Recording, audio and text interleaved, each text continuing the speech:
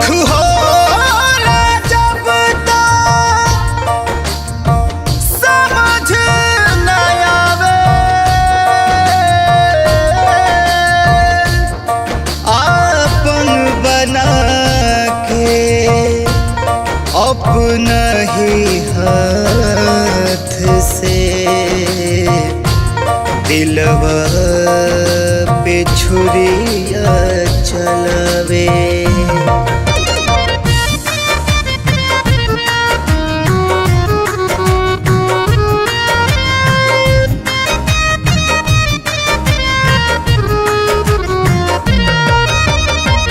केहू से प्यार सुना यार ना होई दोबारा, केहू से प्यार सुना यार ना होई दोबारा। मोहब्बत के नैया कबो लागे ना किनारा, मोहब्बत के नैया कबो लागे ना किनारा। केहू से प्यार अब होई ना दोबारा, केहू से प्यार सुना यार ना होई दोबारा।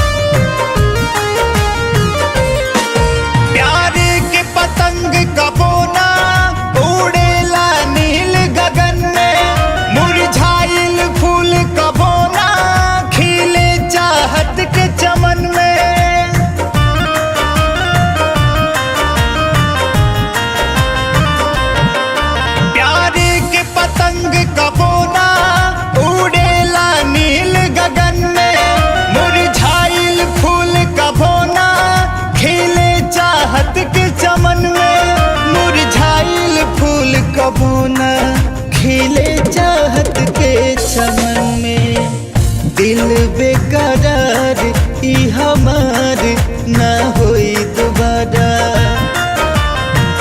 दिल बेकरार ई हमार ना होई दोबारा। मोहब्बत के नैया कबो लागे ना किनारा, मोहब्बत के नैया कबो लागे ना किनारा। केहू से प्यार अब होई ना दोबारा, केहू से प्यार सुना यार ना होई दोबारा।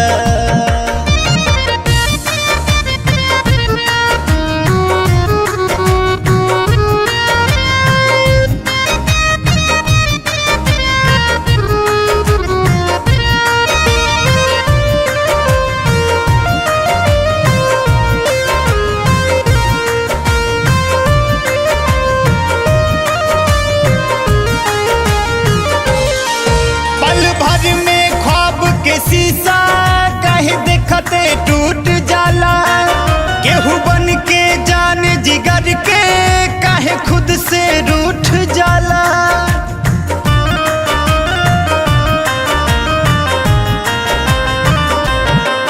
पल भर में ख्वाब के शीशा कहे देखते टूट जाला, केहू बन के जान जिगर के काहे खुद से रूठ जाला।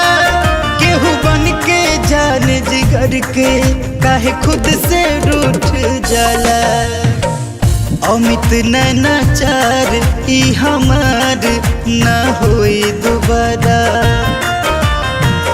अमित नैनाचार ई हमार ना होई दोबारा। मोहब्बत के नैया कबो लागे ना किनारा, मोहब्बत के नैया कबो लागे ना किनारा। केहू से प्यार अब होई न दोबारा, केहू से प्यार सुना यार ना होई दोबारा।